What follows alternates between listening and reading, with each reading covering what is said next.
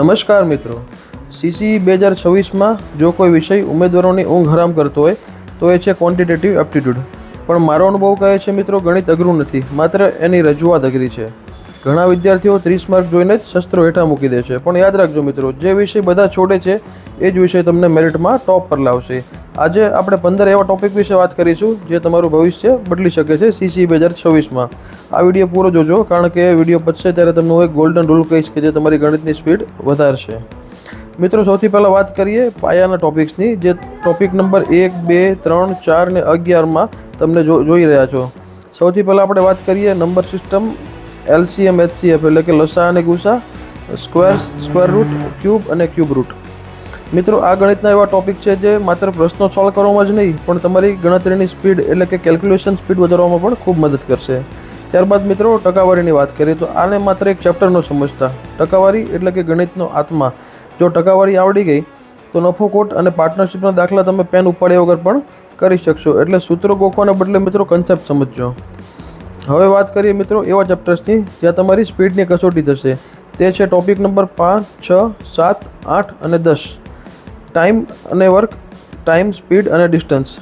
પરીક્ષામાં જ્યારે ટ્રેનના કે નળ અને ટાંકીના દાખલા આવે છે ત્યારે વિદ્યાર્થીઓ લાંબી રીત વાપરે છે, પણ CBRT એટલે કે કોમ્પ્યુટર બેઝ ટેસ્ટમાં આપણી પાસે સેકન્ડોનો જ સમય હશે.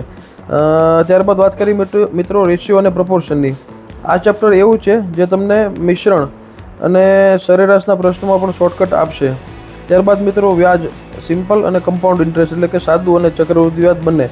તો મિત્રો, ચક્રવૃદ્ધિ વ્યાજના દાખલાની ગણવાની તો જરૂર છે જ નહીં. એના માટે હું તમને એક રેશિયો મેથડ શીખવાડીશ કે જે તમને રોકડિયા માર્ક બિલકુલ અપાવશે. ત્યારબાદ મિત્રો વાત કરીએ એવા ટોપિકની જે આ વખતે સિલેબસમાં ગેમ ચેન્જર છે, જે છે ટોપિક નંબર 12, 13, 14 અને 15. જીઓમેટ્રી અને અલ્જેબ્રા, એરિયા અને સરફેસ એરિયા અને વોલ્યુમ. આમાં આકૃતિઓ જેમ કે નળાકાર, શંકુ અને ગોલકના ક્ષેત્રફળના અને ઘનફળના પ્રશ્નો આવશે. આમાં માત્ર બેઝિક ફોર્મ્યુલા અને થોડું વિઝ્યુલાઇઝેશન જોઈએ. ત્યારબાદ મિત્રો ટ્રિગોનોમેટ્રી અને કોર્ડિનેટ જીઓમેટ્રી. ગભરાશો નહીં, આમાં તમારે હાઈ લેવલનું એન્જિનિયરિંગ મેથ્સ નથી કરવાનું. આમાં તમારે ધોરણ 10ની લેવલના ઊંચાઈ અને અંતર જેવી પાયાના બાબતના પ્રશ્નો જ પૂછાશે. જો આ 4 ટોપિક તમે કરી લો તો બાકીના 80% વિદ્યાર્થીઓ કરતાં તમે આરામથી આગળ નીકળી જશો. ગણિત માટે મારો ગોલ્ડન રૂલ યાદ રાખજો. પ્રેક્ટિસ વગરનું ગણિત એટલે પાણી વગરની માછલી. માત્ર રોજ 10 દાખલા ગણો, પણ જાતે ગણો.